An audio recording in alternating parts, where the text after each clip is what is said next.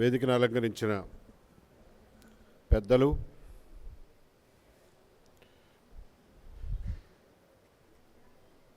మా అందరికీ ఒక అనుభవశాలిగా, సీనియర్గా మేమందరం గౌరవించేటటువంటి కేవి చౌదరి గారు, అలాగే వేదిక మీద ఉన్న గౌరవనీయులు నన్నపనేని రాజ్ కుమార్ గారు, గద్దె అనురాధ గారు, స్వశక్తితో ఎంత ఎత్తుకు ఎదగలమో చేసి చూపించినటువంటి కేకేఆర్ గారు,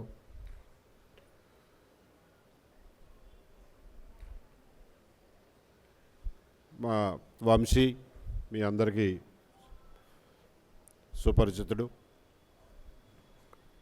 అలాగే విజయ్ కుమార్ గారు, వీరందరికీ నా నమస్కారాలు. ఈ కార్యక్రమానికి విచ్చేసిన మీ అందరికీ కూడా నా హృదయపూర్వక నమస్కారాలు తెలియజేసుకుంటున్నాను. 2 సంవత్సరాల క్రిందట గుడ్లవల్లేరులో ఇలాగే కొసరాజు వారి ఆత్మీయ సమావేశం జరిగింది.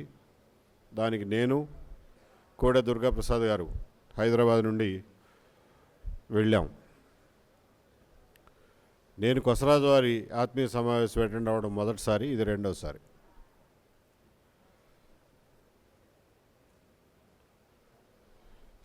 రెండు 2014 సంవత్సరంలో నాకు ఇంకా గుర్తు, నేను విజయవాడ కమిషనర్గా ఉన్నాను. ఇప్పుడు ఆ జ్యోతి మహల్ అని ఒక థియేటర్ ఉండేది విజయవాడలో, దాన్ని మార్చేసి కన్వెన్షన్ హాల్ పెట్టారు. అక్కడ కేవి చౌదరి గారికి పౌర సన్మానం నిర్వహించారు. ఆ రోజున గద్దె అనురాధ గారు కూడా గద్దె అనురాధ గారు ఉన్నారో లేరు గుర్తులేదు, కానీ పంచమర్తి అనురాధ గారు ఉన్నది గుర్తు. ఆ సందర్భంగా నేను మాట్లాడుతూ, మనం హీరోల కోసం ఎక్కడా ఇక్కడ వెతుక్కుంటాం, అదేం అక్కర్లేదు, మన పక్కనే ఉన్నారు కేవి చౌదరి గారు, నిజ జీవితంలో హీరో.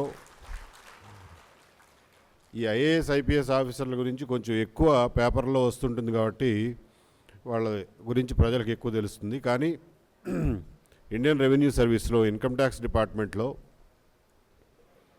ఉద్యోగం చేసిన నాళ్ళు ఒక సింహంలాగా మచ్చ లేకుండా director general of operations at all India లెవెల్లో చేసి, ఈయన్ని ఎవ్వరూ ఇన్ఫ్లుయెన్స్ చేయలేరు అనే పేరు తెచ్చుకున్నటువంటి కేవి చౌదరి గారిని అప్పట్లో కేంద్ర ప్రభుత్వం సముచితంగానే చీఫ్ విజిలెన్స్ కమిషనర్గా నియమించింది. అక్కడ కూడా వారు అంతే నిక్కచ్చిగా ఆ పదవిని నిర్వహించారు. కాబట్టి రోజువారీ పేపర్లలో మనకి కనపడనటువంటి నిజమైన హీరో కేవి చౌదరి గారు. వారితో పాటుగా ఈ సభలో పాల్గొనడం నాకు చాలా సంతోషంగా ఉంది. మిత్రులారా, ఏ గవర్నమెంట్ సర్వెంట్ కూడా, ఇది వినపడుతుందండి సరిగ్గా, మైక్ మార్చాలా, రెండో మైక్ కూడా వాడుతున్నా, ఓకే. గవర్నమెంట్ ఉద్యోగాలు చేసే వాళ్ళందరికీ తెలుసు, ఏ ప్రభుత్వ ఉద్యోగి కూడా ప్రభుత్వంతో కొట్లాడాలని అనుకోడు. ఏదైనా చిన్న చిన్న ఇబ్బందులు వచ్చినా కానీ ఎవరో ఒకరిని బతిమాలుకుని, లేకపోతే సమాధానం ఇచ్చుకుని, ఎక్స్ప్లెనేషన్ ఇచ్చుకుని దీని నుంచి బయటపడదామని అనుకుంటారే తప్ప గవర్నమెంట్తో పోట్లాడ పెట్టుకోవాలని ఎవరో అనుకోరు. అలాగే నేను కూడా నా 30 సంవత్సరాల సర్వీస్లో ఎప్పుడూ గవర్నమెంట్తో కొట్లాట పెట్టుకోవాలి. ఎన్నో ప్రభుత్వాలు వచ్చినాయి, పోయినాయి. ఎన్నో ప్రభుత్వాల్లో నాకు కొన్ని చేదు అనుభవాలు ఎదురైనప్పటికీ కూడా దులుపుకుని, సరే పోనీ ఈ ప్రభుత్వం పోయినాక మళ్ళీ ఇంకొక ప్రభుత్వం వస్తుంది, ఈ పోస్టింగ్ కాబట్టి ఇంకొక పోస్టింగ్ అన్నట్లు ఉన్నావే తప్ప ఏనాడు నేను గవర్నమెంట్తో గొడవ పెట్టుకోలే. నా 30 ఏళ్ల సర్వీస్లో కొంచెం సరైన ఉద్యోగాలు చేసింది మేబీ ఒక 10-15 ఏళ్ళు ఉంటుందేమో.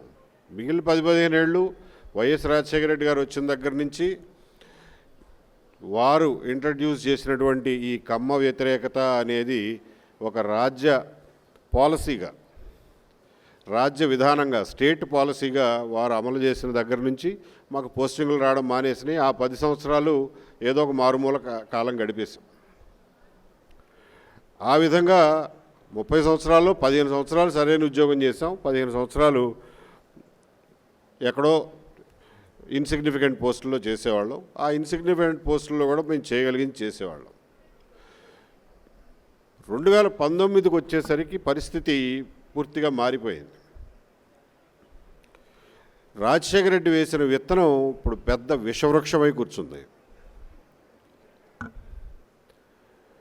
అది ఏమాత్రం వెరప లేకుండా మంచి మర్యాదలకి, రాజకీయాల్లో గౌరవానికి, అడ్మినిస్ట్రేషన్లో సంప్రదాయాలకి ఏమాత్రం విలువ ఇవ్వకుండా కమ్మవారిని ఓపెన్గా, టార్గెటెడ్గా వాళ్ళని అణిచివేత ఒక యుద్ధ కార్యక్రమంలాగా యుద్ధం ప్రకటించారు. అది వీడు వచ్చిన తర్వాత జరిగినటువంటి కొత్త మార్పు. ఆ పరిస్థితుల్లో 30వ తారీఖున ప్రమాణ స్వీకారం చేశాడు.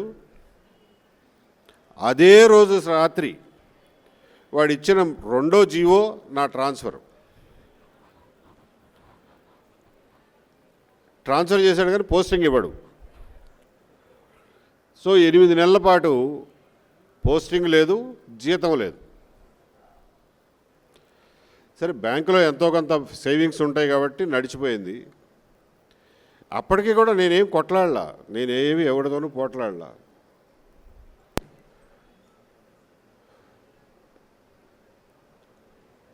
అజయ్ కల్లాం దగ్గరికి 2-3 సార్లు పోయి, ఏమంటే పోస్టింగ్ ఇవ్వకపోతే ఇవ్వకపోయారు, బాగానే ఉంది, మరి జీతం కూడా ఇవ్వకపోతే ఎట్లా బతుకుతామా, మేమేమి అంత ఆస్తులు ఉన్న వాళ్ళం ఏం కాదు, అదిగాక రోజువారీ ఖర్చులు జీతాలు వస్తే కానీ నడవు అని చెప్పంటే ఆయన కూడా ఒక కాగితం పెట్టండి చూద్దాం అన్నాడు. కాగితం పెడితే గవర్నమెంట్ ఫైల్ కదులుతుంది, ఏ కాగితం లేకపోతే ఎవడు చెప్పినా ఎవడు వినడు, నోటి మాట ద్వారా చెప్తే అన్నాడు. ఆయన చెప్పాడు కదా అని చెప్పి జనవరి 6వ తారీఖున 2020 సంవత్సరం జనవరి 6వ తారీఖున, బాబు నాకు పోస్టింగ్ ఇవ్వండి, ఇవ్వకపోతే కనీసం జీతం అన్న ఇవ్వండి అని చెప్పి ఒక లెటర్ పెట్టా, ఒక్క పారాగ్రాఫ్తో 4 వాక్యాల్లో. ఏమి స్పందన లేదు. సరేలే, కొత్త సంవత్సరం పండుగలో ఉన్నారో, తర్వాత సంక్రాంతి గొడవల్లో ఉన్నారో అని ఒక 20 రోజులు ఆగి మళ్ళా 28వ తారీఖున మళ్ళీ ఒక రిమైండర్ పెట్టా. అంతవరకే, నేనేమి కొట్లాడలా ఎవరితోనూ. వారం రోజులు తిరగకుండా సస్పెన్షన్ ఆర్డర్ చేతిలో పెట్టారు. అంటే ఏంటన్నమాట, వాళ్ళ ఉద్దేశం ఏంటంటే, నువ్వు జీతం అడిగే సాహసం చేస్తావా, కాగితం ఇన్ రైటింగ్ మమ్మల్ని కాగితం పెట్టి మాకు జీతం ఇమ్మని చెప్పి అడుగుతావా అనే అహంకార ధోరణిలో ఉన్న ప్రభుత్వం ఆ రోజున. మీకు సందర్భం చెప్తున్నాను, ఎందుకంటే నాకు కూడా ఒక రకంగా కొన్నిసార్లు ఆలోచిస్తే చిన్నతనంగా అనిపిస్తుంది. ప్రభుత్వోద్యోగులం, ప్రభుత్వం మీద ఇంతలా కొట్లాడడం ఏంట్రా బాబు, ఆ అవసరం ఎందుకు కలిగిందా అని చెప్పి కొన్నిసార్లు బాధ కలుగుతూ ఉంటుంది. సస్పెండ్ చేశాడు. సరే, సస్పెండ్ చేస్తే దాంట్లో ఏం కాగితం ఉందో అది ఒక అధికారిక ప్రాసెస్. సస్పెండ్ చేస్తే అరే బాబు నీ మీద ఈ అభియోగాలు ఉన్నాయి చెప్పాలి. ఏమీ చెప్పకుండా 2 ముక్కల్లో you are placed under suspension. నన్ను ఎందుకు సస్పెండ్ చేశారో తెలుసుకోవడానికి నేను కోర్టుకు పోవాల్సి వచ్చింది. కారణాలు చెప్పండి రా బాబు అని. ఇది ఒక పక్కన నలుగుతూ ఉండగా బయట రాజకీయ వాతావరణంలో చూసాం మనందరం. ఒక తుచ్చుడు, వాడు కుర్చీలో కూర్చునే కుర్చీ కాలి గోటికి కూడా సరిపోని తుచ్చుడు కరోనా కాదు ఇది కమ్మరోనా అంటాడు.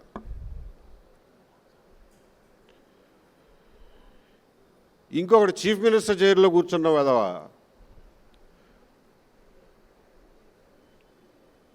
ఎలక్షన్ కమిషనర్కి కులాన్ని ఆపాదించి ఆయన నిర్ణయాన్ని కులానికి అంటగడతాడు. మళ్ళీ వాడే అదే నోటితో వ్యాక్సిన్ కనిపెడితే ఆ వ్యాక్సిన్కి కూడా కులాన్ని అంటగడతాడు.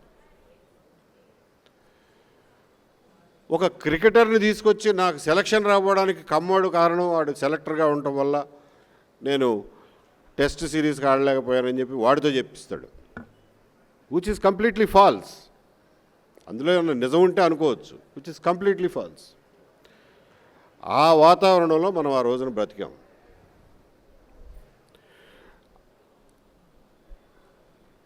ఆ వాతావరణంలో నా మీద ఒక లేనిపోయిన నింద వేయడమే కాకుండా, నేను ఏ విలువల కోసమైతే కట్టుబడి 30 సంవత్సరాలు ఉద్యోగం చేశానో ఆ విలువలనే టార్గెట్ చేశాడు.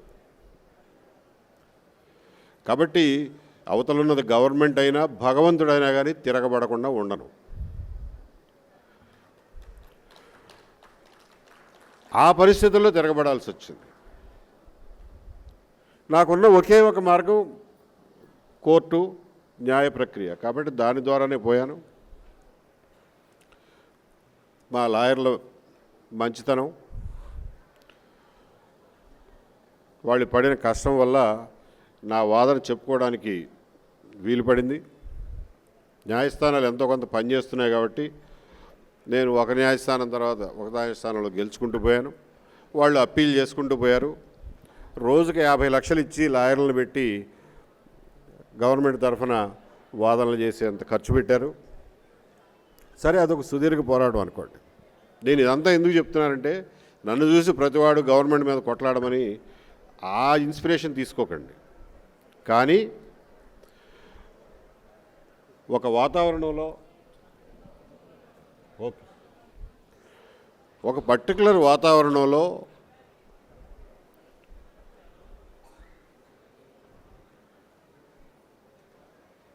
మూలక నెట్టబడిన నాడు తిరగబడడం తప్ప వేరే మార్గం ఉండదు. దానికి మానసికంగా మనం అందరం సిద్ధంగానే ఉండాలి ఎప్పటికైనా.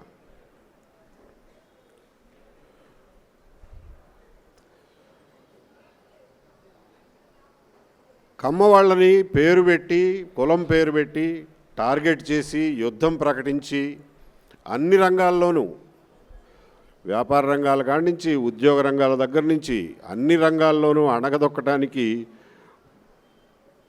బహిరంగంగా నిస్సిగ్గుగా యుద్ధం చేసే పరిస్థితుల్లో కమ్మవారు కూడా వారికి తోచినంత స్థాయిలో వాళ్ళు ఎదురు తిరిగారు, నిల్చున్నారు.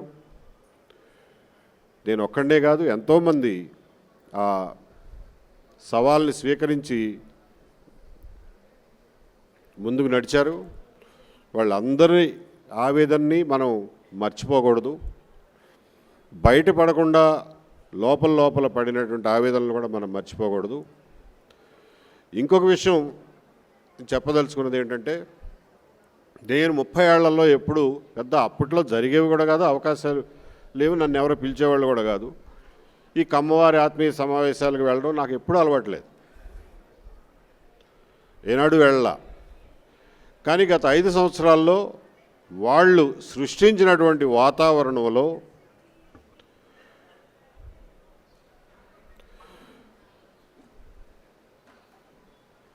ప్రతి కమ్మవాడు భయపడి డిఫెన్స్లో ఉండిపోయి ఆత్మరక్షణలో ఉండే పరిస్థితుల్ని కలుగు చేసినటువంటి ఆ వాతావరణంలో కమ్మవారికి ధైర్యం చెప్పాల్సినటువంటి అవసరం నాకు కనపడింది.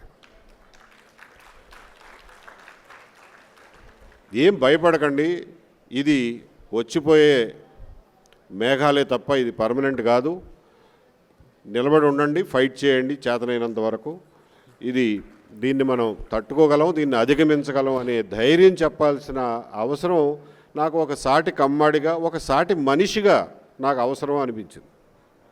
నేను కమ్మాడిని కాకపోయినా కానీ కమ్మవారి మీటింగ్కి వచ్చి మా మాటలు మాట్లాడేవాడిని అని నా మనసుకు నాకు తెలుసు. ఏ రకంగా అయితే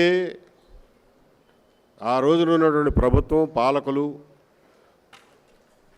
నన్ను ఒక దిష్టిబొమ్మలాగా నుంచోబెట్టి, చూసారా మాతో పెట్టుకుంటే వీడికి ఏం చేశామో అది జరుగుతుంది మీ అందరికీ అని చెప్పి మొత్తం పాలనా వ్యవస్థనే బెదిరించడానికి నన్ను ఒక దిష్టిబొమ్మలాగా ఉపయోగించుకోవడానికి చూశారో, అదే నేను అరే కమ్మోళ్ళతో పెట్టుకుంటే నీకు కూడా అంత ఈజీ ఏం కాదు అని చెప్పి చెప్పడం కోసం మీ అందరి దగ్గరికి వచ్చి మిమ్మల్ని ఇన్స్పైర్ చేయడానికి నేను నిర్ణయించుకున్నా.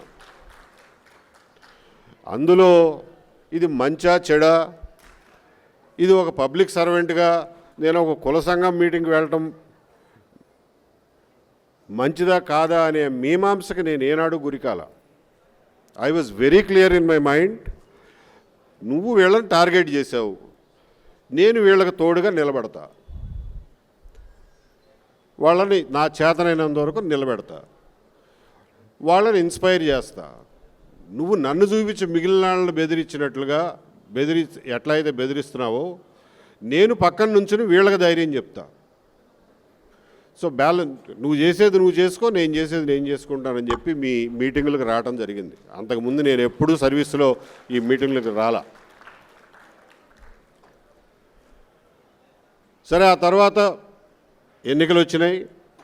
ఎన్నికల్లో ప్రతి కమ్మవాడు కొంతమంది ఒక 10-20% పక్కన పెట్టేస్తే కిలో వంకాయలు కొంటే 1-2 పుచ్చులు వస్తాయి. దాని గురించి వంకాయలు కొనడం మానం, తినడం మానం. కమ్మవారు అందరూ కూడా కలిసికట్టుగా దేశ విదేశాల్లో ఉన్న వాళ్ళందరూ కదిలి ఈ దుర్మార్గపు ప్రభుత్వానికి, ఈ రాక్షస ప్రభుత్వానికి, ఈ నియంతృత్వ ప్రభుత్వానికి ఎటువంటి సమాధానం చెప్పారో అన్నది మీ అందరికీ గుర్తుంది.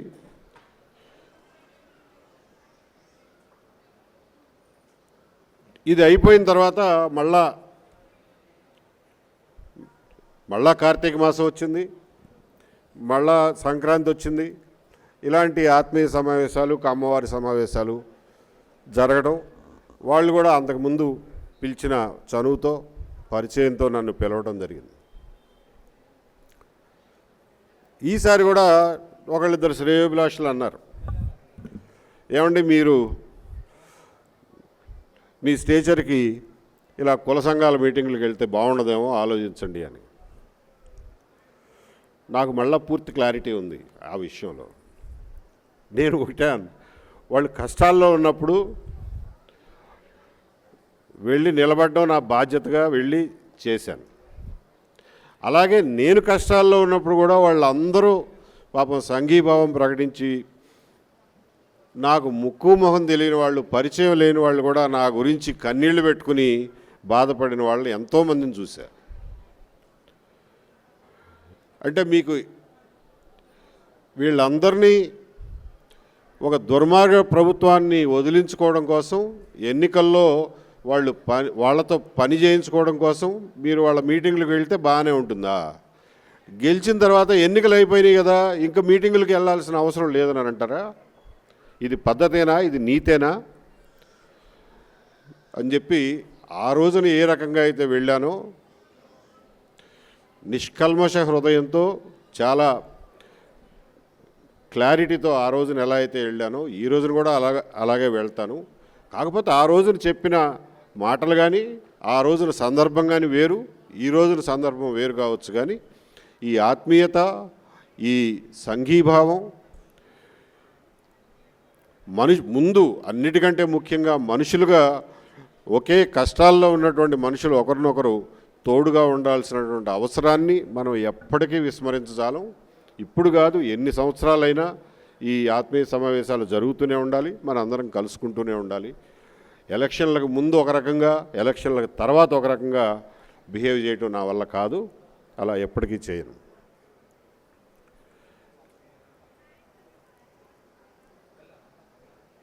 మిత్రులారా, నేను ఇప్పటివరకు మాట్లాడిన దాని నుంచి 2 విషయాలు దాన్ని ముందుకు పొడిగిస్తాను. ఒకటి, ఇంత దుర్మార్గం, ఇంత రాక్షసత్వం, ఇంత కర్కసత్వం, ఇంత నియంతృత్వానికి మన అందరం గురి కావటం అనేది చరిత్రలో మళ్ళీ ఇంకొకసారి జరగకూడదు అనే కఠినమైనటువంటి నిర్ణయానికి మీరు అందరూ రావాల్సిందిగా కోరుతున్నాను.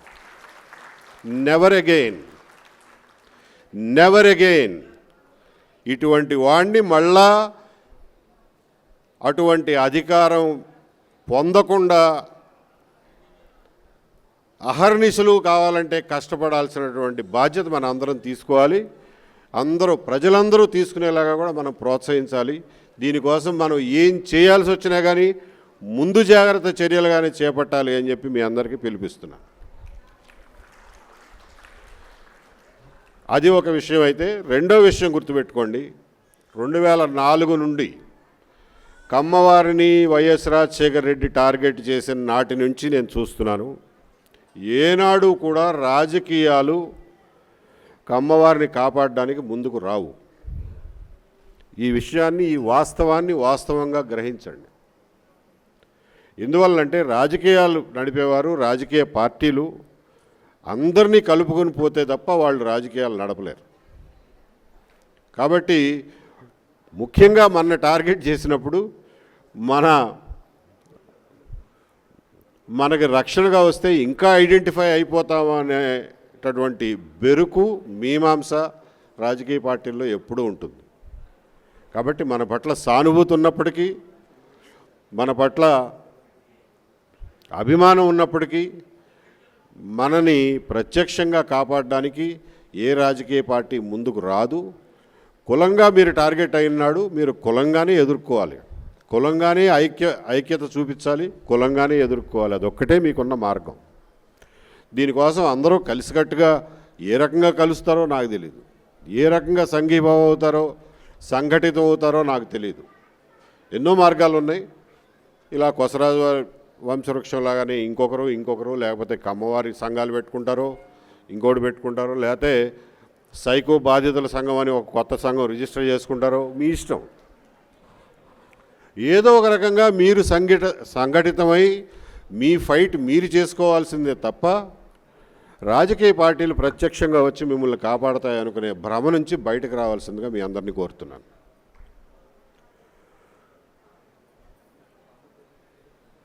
ఎక్కువ పొడిగించకుండా, మీ అందరూ విఘ్నులు, ఒక మాట చెప్తే అర్థం చేసుకోగలరు కాబట్టి ఇంకొక 2 విషయాలు చెప్పి ముగిస్తాను.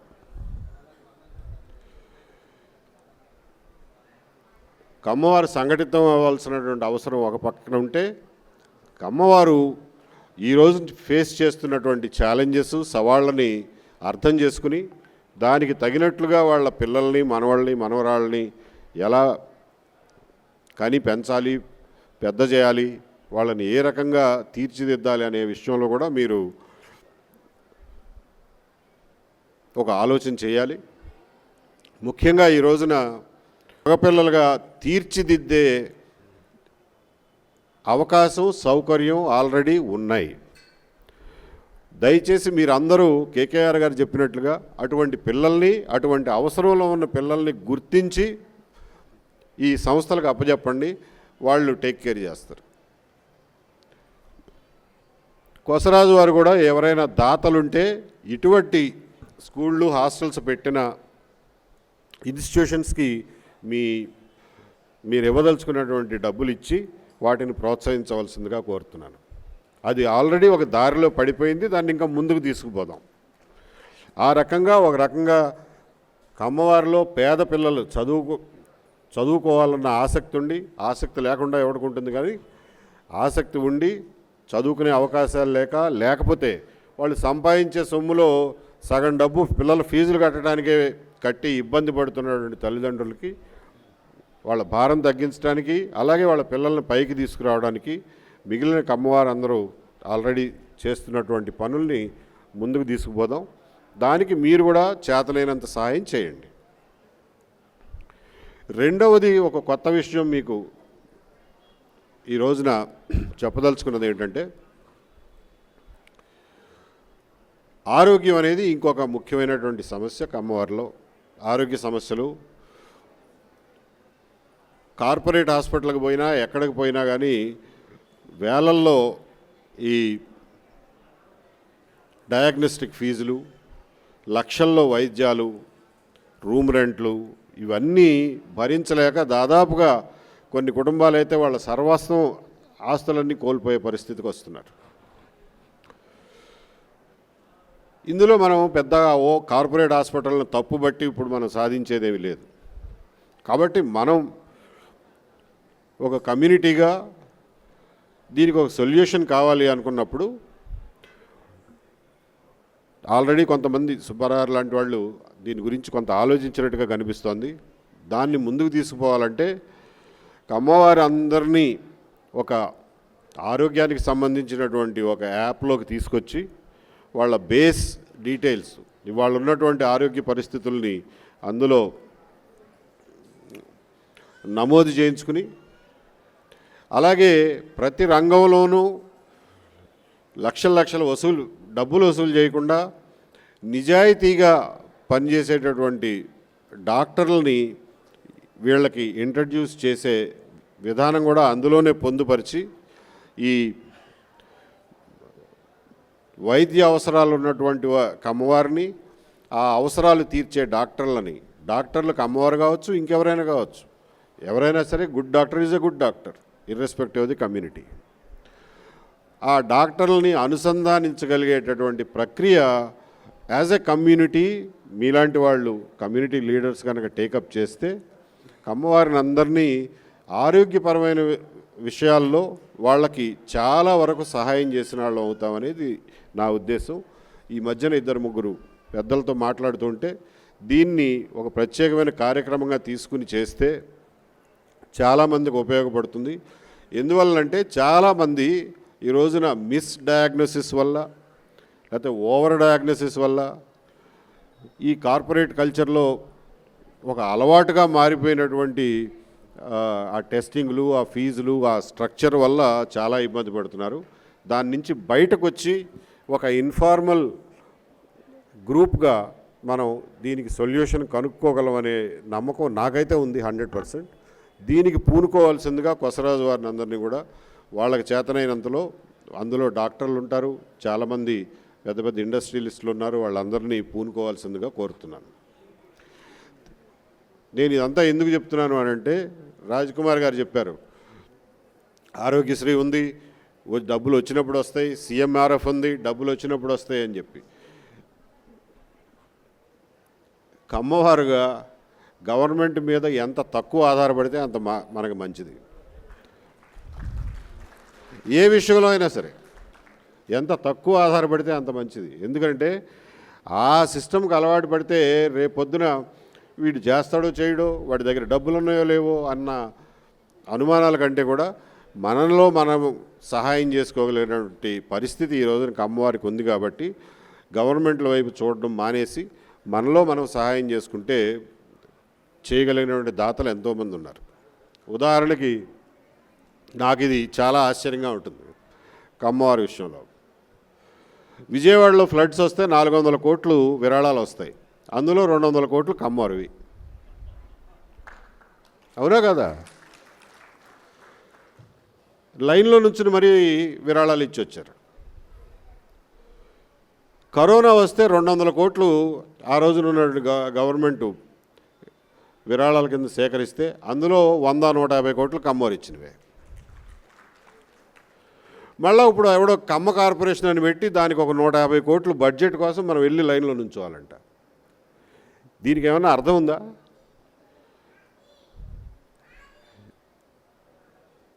ఒక పక్క నుంచి కోట్లు ఇవ్వడం ఎందుకు, మళ్ళీ ఇంకో పక్కన చేయి జాజి అడుక్కోవడం ఎందుకు?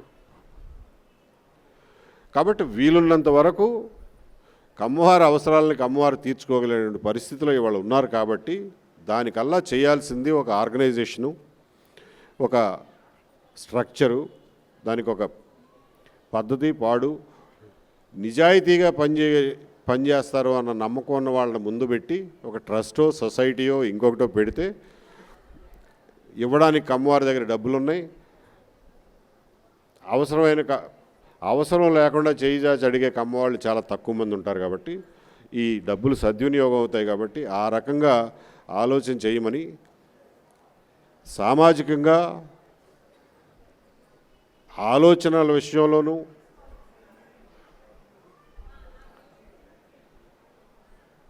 ఆర్థికమైనటువంటి విషయాల్లోనూ ఒకరికొకరు సహాయం చేసుకోవడం అనేది ముందు వచ్చిన నాడే మనకి కమ్యూనిటీగా ఒక గుర్తింపు ఉంటుంది.